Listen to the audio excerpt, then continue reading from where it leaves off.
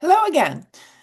This is Joni and Christy, and we are here to talk again about yes and for democracy. How do we invite people into this movement that so many of us, well, at least Christy and I, feel very passionate about? And we know there are a lot of people out there who also feel passionate about this. And today we want to talk about how do we invite others in so that they feel safe to participate. Maybe people who are new to speaking up, maybe people who have seen some things that make them uncomfortable about the positions they formerly held and might be willing to dip their toe in the water of speaking up, to showing what they believe and their positions. Is that a fair assessment, Christy? I think that's well said. Sure, there's a lot of room there for us to explore how we move from where we used to be to a new place, which can involve a new kind of identity. Certainly for me, I was very firmly, as I said last time, I am not an activist. It was part of my identity, like, oh, I don't do that. That's not for me. And oopsie, now I consider myself an activist. Not like the bra burning, whatever, like, but the person who feels I'm moved to do something. I want Right. to make a change in the world. I want to try to do something to have an impact. So yeah, I think that's very well said. Well, what you said about moved to do something, I think that that's that sense of embodiment, that there is something that you feel in your body that you want to participate more. You want to do something. And it's a sense that I would say for both of us that we've learned to listen to over the years, that if you're feeling that sense of I want to do more, I want to be more, then this is probably a good episode for you. Because one of the things I thought about talking about was, stick with me here, hermit crabs. Because hermit crabs do not have, do not grow their own shell like snails do. They find shells to protect themselves. So they walk around until they grow, and that sense of discomfort comes, and then they have to find a new shell. Now, the beautiful thing about hermit crabs is they can sometimes form what is called a vacancy chain, where there's this beautiful big shell that washes up, and all the hermit crabs are like, "Oh, that looks like a good home, but it's a little too big for me." So they have to wait. The little hermit crabs are coming around. They wait until a hermit crab who will fit that new shell comes along. And then it's one after the other. The biggest one takes the new shell, and then the discarded shell goes to the second biggest. And they line up in order of height, just like in first grade or something for the class pictures. And what I find so fascinating about that and the way it corresponds to what kind of changes we're doing here is a little hermit crab is not going to go to a shell that's too big. It feels uncomfortable. They go to the next right shell. And that's how we change. We don't change. We don't go from this position to this position all at once because it's too big of a leap. We go step by step by step. Sometimes those steps can be very fast, but it's always incremental in a way. And I think if we can remember that, then people who are new to speaking up or are starting to see holes in that which they used to believe, go easy on yourself because you're going the next shell up. Just look for the next shell, the next thing you can do that doesn't feel, that is a little scary maybe, but not so frightening that you don't do it. And I will add to that too, the The scary part is real, the fear is real. But I know for me, like I felt some amount of relief that I was doing something. Even us talking like this, who knows who's going to watch it, but it feels like, okay, I'm doing something. I'm somehow showing up in a way that I haven't shown up before to try to do something, which is greater than the fear of like, oh no, like people may see us. And what people like, who cares? Like, and only our people, only people who resonate with us are going to really be interested. Similarly with the protesting, like I was like, well, if I go and it feels awful, I'll leave, but I want to do something. Like I can't just sit here on my hands and hope that it gets better because if we all do that, it's not going to get better. And yes, people are busy and they have lives, and a lot of people have families and children and jobs and all of that. And but there might be something small. There might be some way to start and then get a little bit of relief of like, okay, well, I did something. That feels better than it being terrifically overwhelming because there's so much there. Or that's not mine to do. Like I finding something that feels like it's yours to do, I find it brings some relief. It really helps us. Well, it kind of goes back to and I'm going to go woo here for a second. In the Akashic Records, which is one of the things I do, it's a way of looking at your life from your soul's perspective. There's an aspect of why do we incarnate? To become more and more of who we are. And so we become more of ourselves when we listen to what moves us and we take action in alignment with that so that we can, in one way, kind of relax because we get the relief of like, oh, I am behaving in alignment with who I am. And then also be more courageous and stretch more and connect more, both to ourselves and to others, to the universe, just to be more present in whatever it is we're doing. So, while on the one hand, it's like, we've got this urgent problem, there's also a side benefit for us personally that we get to grow and evolve, which I just feel like we came here to do. Yeah. And the finding what's yours to do is an important piece of this. If you, I don't know, if you like writing, you can write postcards, you can, write letters to encourage people to vote. There's always something that is part of this huge movement because no one person can do it all. And you might think it feels small or it's too small, but it's something. Now, you look at what happened in Minneapolis and the people who stepped up, and no one, I mean, this problem's still going on. No one has solved everything, but the person who uh, stayed up in the middle of the night outside that detention center waiting for people to get tossed out in the cold without jackets and cell phones or any means of transportation.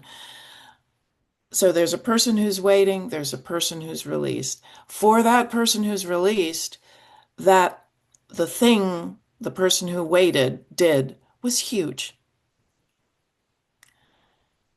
It might not feel like enough, but for someone, it's everything. I think this is a really interesting point about all this, is that unlike other things, for example, say you're going to cook a meal, you get done, you see the meal.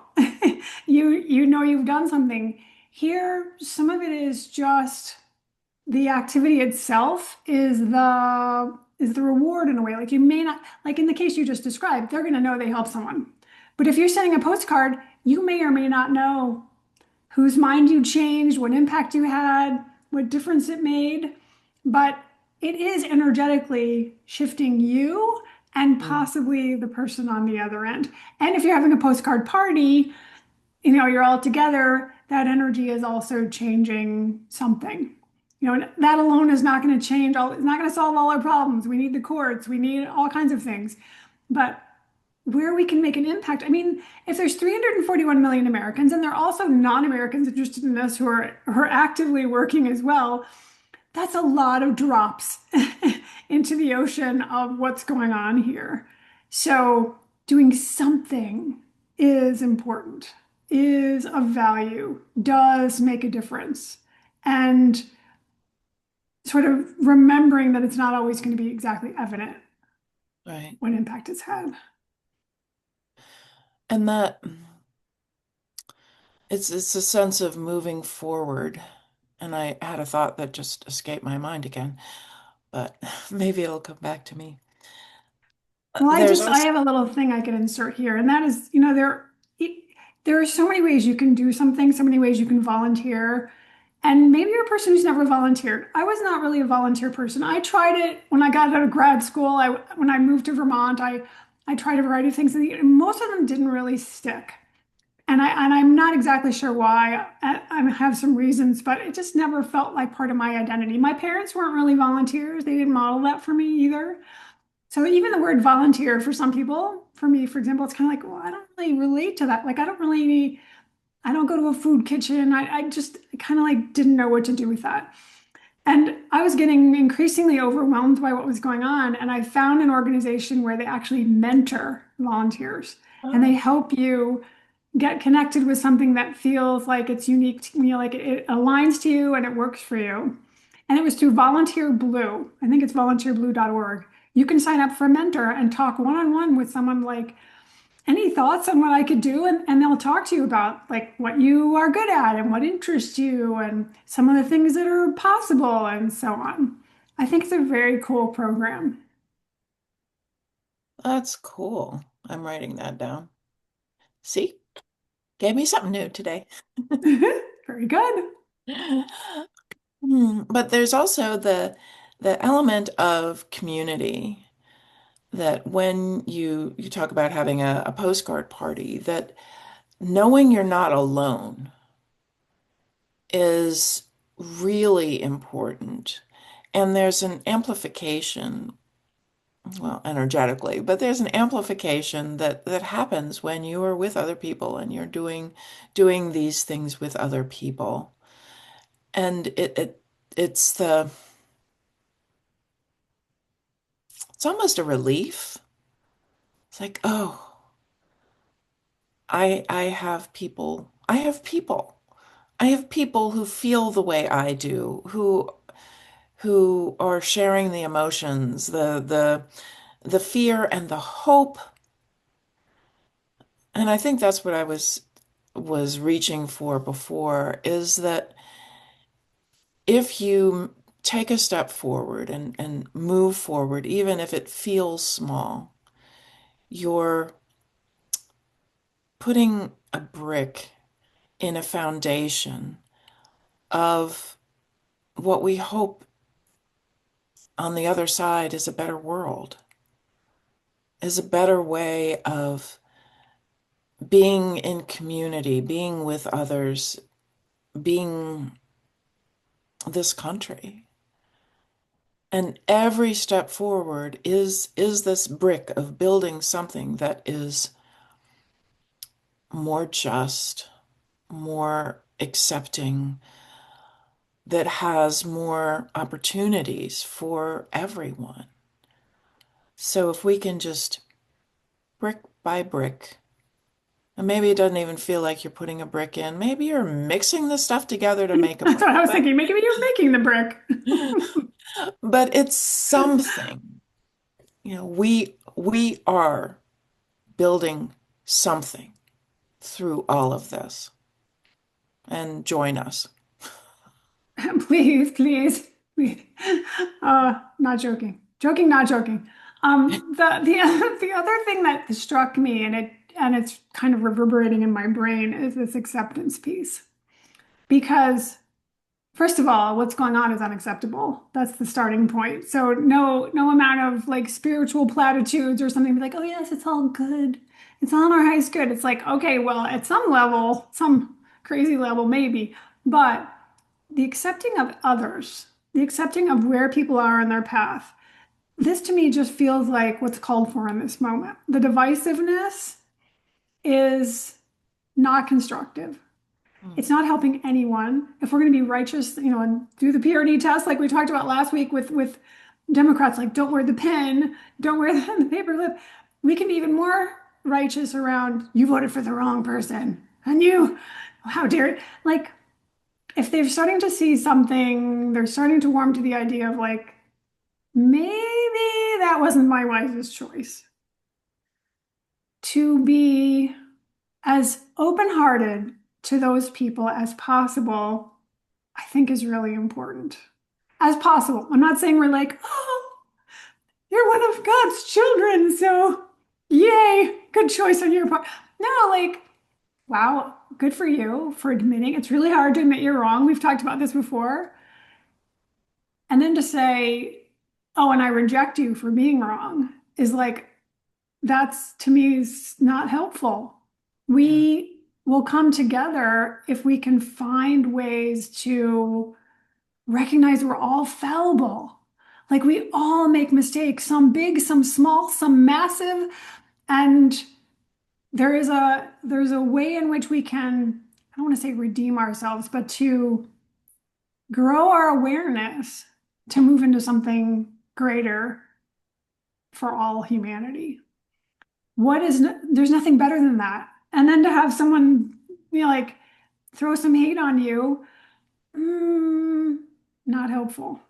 To me, Well, this time is so much about creating unity, some sort of unity. well, and that could send someone backward to their old Right. community because one of maybe the most difficult part of breaking out is the people you leave behind. In any change, there's there's always something you got from being where you were. And if you can look at that, what was I getting from this?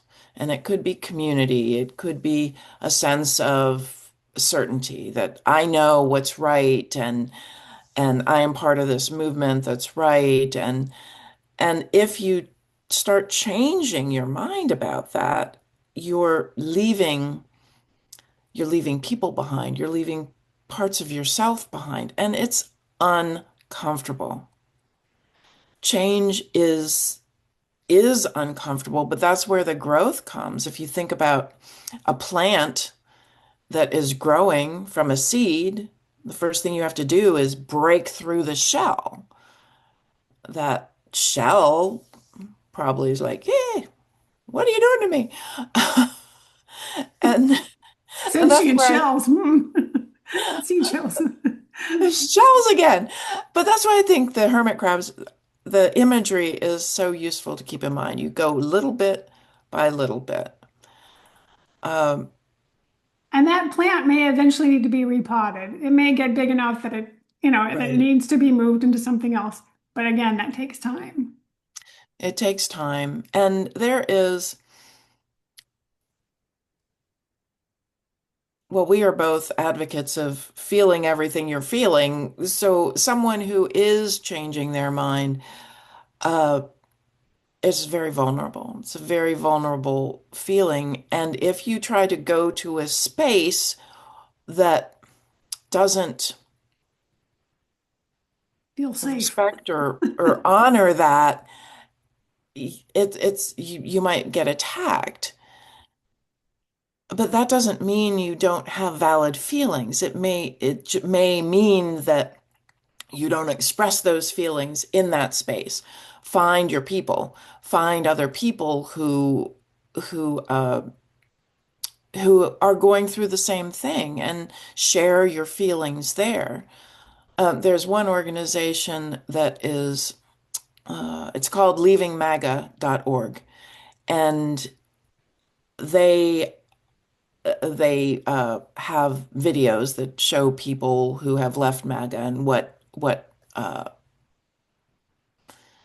the impetus was, what was the final straw that it's like, I'm not sure I want this anymore. A place like that, and there are others out on the universe, and I met on the internet, but also in the universe that can be that safe place for you to share how you're feeling. Because that's important too. But it might not be that you go to a protest and have on, the back of your sign or the back of your t-shirt, I voted, I can't say it. I voted for he who shall not be named 3 times, and now I've changed my mind. You don't, that's probably not the right place. Although maybe depending on the environment, people might be like, "Yay, you!" Like, It so may be. welcome, welcome, welcome. So happy to have you here. So good that you have changed your mind. Like, if you're at a protest, that means you no longer think it was a great idea. Unless you're like booing everyone. I mean, if you make it clear that you're part of that, I don't know, Right. I would be like, yes, come on over. So Yeah. nice to have you here. And, Welcome, and welcome. it depends. You're right. You're absolutely right. It's that sense of safety. Where can I feel safe to be myself and to share of myself? And that's universal in any situation. But find that place to express and read the room. If it's not that place, you don't want to be attacked. That's not helpful. Uh, and I agree with you, Christy, that people who do that, who just automatically go for the jugular, aren't helping anything. No, I mean, if those people that are switching alliances, allegiances, or whatever are being brave enough to do that, can those who have already been with that, the allegiance of democracy and so on, can those people sit with the discomfort of those people switching, having been different than they are, having made a decision that they would not be comfortable with, and let those people who are changing continue to change, grow, and evolve, and not try to shut them down, put them in a closet somewhere, or whatever. Like, can we be? I mean, the thing is, can we be more generous and more gracious? Obviously, when we're seeing children being separated from their parents and people being killed, even in Minneapolis, for example, our hearts crack open often because we see something that's just so hard for us to even witness or know about. And so this is on a lesser scale. These are still humans. They're humans that had a particular struggle. Can we continue that warmth for fellow humanity Mm. that will allow this to grow and allow us to, I don't know if I want to say that, you know, a bigger family, because these people may never be exactly our people. We're not asking to be their best friends. We're just saying leave the hate somewhere else because hate isn't helping anywhere in all of this. And anger, yes, yeah, we feel our feelings. Like anger is we don't want this. We did not want this to happen. We don't want so many of these things to happen. Anger can be a good force to motivate us, but when it's directed at someone who's attempting to change, it just doesn't work. And the the sense of every human being is doing the best they can with the information they have at the time and their life experiences that brought them to that point. So it also may help to, I don't know, have a little humility. I've certainly made my share of mistakes, some whoppers in the past. Yeah, I've hurt people. I've held positions that I've changed. We all do. As we grow and evolve, we and meet new people, have new experiences, travel to different places, we see the world differently. And remembering our own fallibilities may help us be more generous to others. It makes me think of Wayne Muller's book. He wrote Legacy of the Heart, The Spiritual Advantages of a Difficult Childhood, I believe it's called. And he has a chapter on grandiosity and humility. Mm. And we like to think of ourselves as humble. Like there's a certain no, no, no. I'm humble. We can be grandiose about our humility. So this idea of humble, being close to the earth, you know, humus is it? I don't want to say hummus, humus. Humility and that word have the same root, and that makes us richer and more fertile and more, I don't know, juicy to be able to expand around all of our messes. And yes, I make an extraordinary number of mistakes, which seems to be growing as I get older. Um, and I am not one to say, "Oh, I'm better than you are." But there are moments where, oh, that person's like this or that person's like that. One of the things that really gets to me is super arrogant people. Well, I can be arrogant and my arrogance about them being arrogant. I mean, it's kind of funny how we can get down a little rabbit hole around, well, I'm not like that. Yeah, but you still have something probably that is imperfect. And that's okay. We get to be imperfect human beings and do our best and so on. Yeah. And I think that, as we bring this full circle, if we go back to where we started, feel, well, feel your feelings, but if you're feeling like there's more, if you're feeling that sense of discomfort, like your shell is too small and you want to grow up to the next one, then pay attention.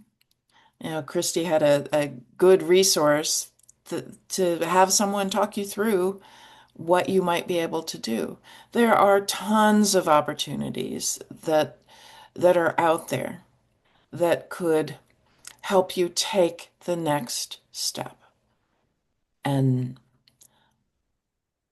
yes, and inviting into this this new world we're creating, because I believe we are creating something that has a foundation that will lead to something that is more just, more with more equality, more potential for everyone to be cared for and everyone to grow into the person that they were created to be. Beautifully said. May it be so. May we May grow our kindness and our loving actions towards one another as we move forward through this chaotic time. may it be so. See you next time, everyone. Bye.